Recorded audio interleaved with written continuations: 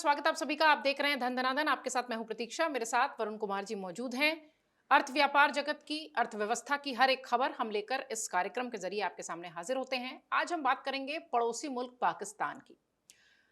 पड़ोस में पाकिस्तान अक्सर अपने आतंकवाद और अपने नापाक इरादे को लेकर चर्चा में रहता है, लेकिन धन धनाधन में चर्चा हम करेंगे आज पाकिस्तान की हालात की, अर्थ व्यापार के लिहाज से, और उनकी जो नागरिक हैं वो किस तरीके से दिक्कतों से जूझ रहे हैं। महंगाई की मार उन पर दिखाई पड़ रही है। भारत के भी बहुत सारे हिस्से पानी और बाढ़ से प्रभावित रहे हैं, लेकिन पाकिस्तान जिस तरीके से परेशान है, ऐसा लगता है कि आने वाले दिनों में ये दिक्कतें और बढ़ती दिखाई पड़ेंगी। इस खबर को विस्तार देंगे वरुण कुमार जी। वरुण जी, जिस तरीके से इस वक्त दिखाई पड़ रहा है पाकिस्तान, मुझे ऐसा लगता है कि ये वही जो हम चर्चा कर रहे थे कि कंगाली में आटा गीला टाइप स्थिति है। बिल्कुल। कि इस वक्त क्या वजह आपको दिखाई पड़ रही है, कब तक लग रहा है कि थोड़ा बहुत रिलीफ पाकिस्तान को मिल पाएगा, और अब वहां पर लोग किस तरीके से परेशान हैं? जी, देखिए, सबसे पहले मैं अपने दर्शकों को कुछ डेटा बताता हूं। जो डेटा हमें ये बता रहा है कि 20 किलो का जो आटे का बैग है वो 1500 रुपये का मिल रहा था पाकिस्तान में, लेकिन अब उसकी कीमत 2500 रुपया हो गई है। 1000 रुपया 20 किलो आटे के बैग पर बढ़ गया है। दूसरी जो बड़ी खबर हमारे पास में है, 25 किलो जो चावल का बैग होता है वो 8000 और 9500 रुपये तक उसकी कीमत पहुंच गई है। पहले ये कीमत इतनी नहीं थी।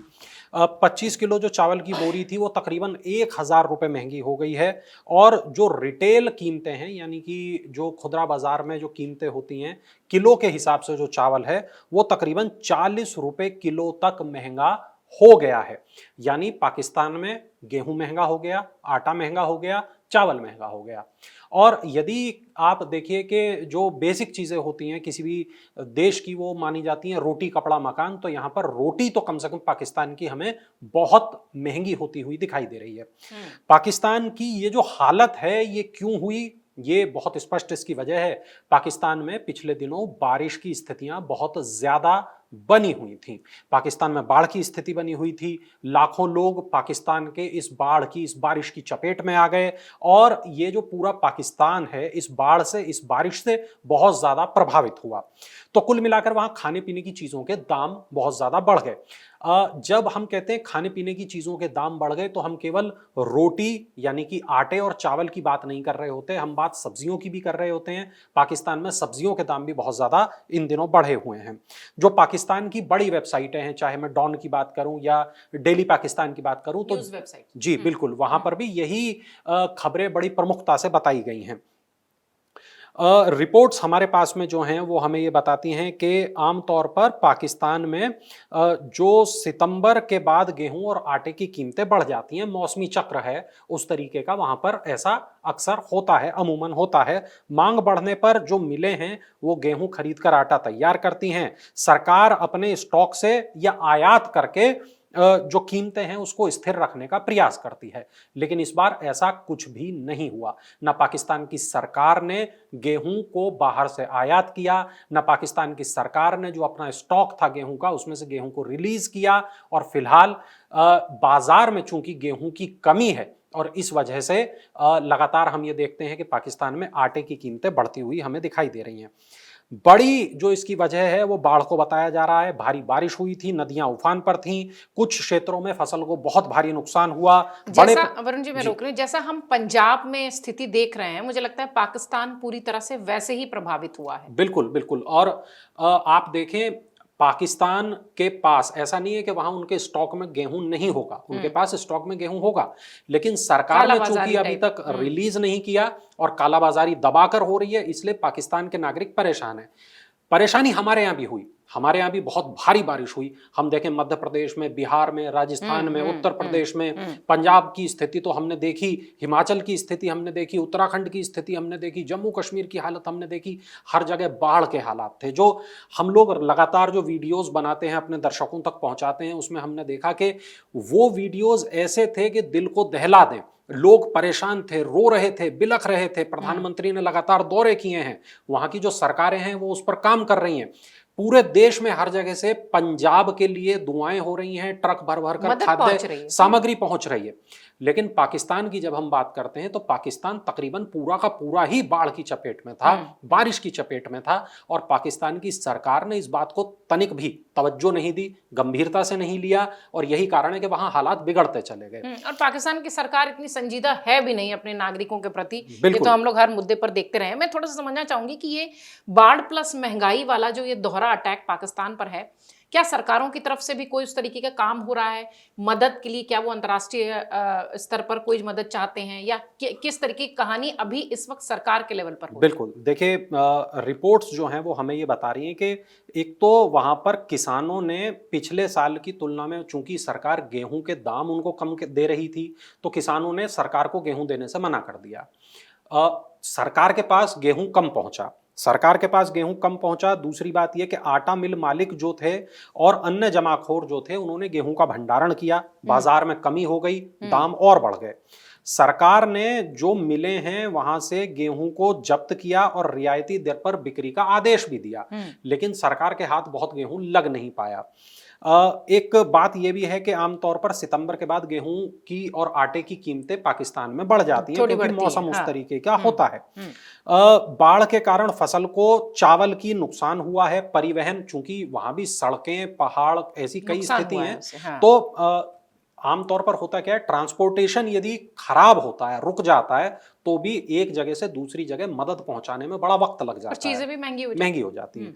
तो ये कारण सप्लाई चेन का जो रुकावट है, ये पाकिस्तान को भी झेलना पड़ रहा है। बाजार में स्टॉक की कमी हो गई है। विशेषज्ञों का ये मानना है कि वास्तविक कमी उतनी नहीं है जितनी कमी दिखाई दे रही है।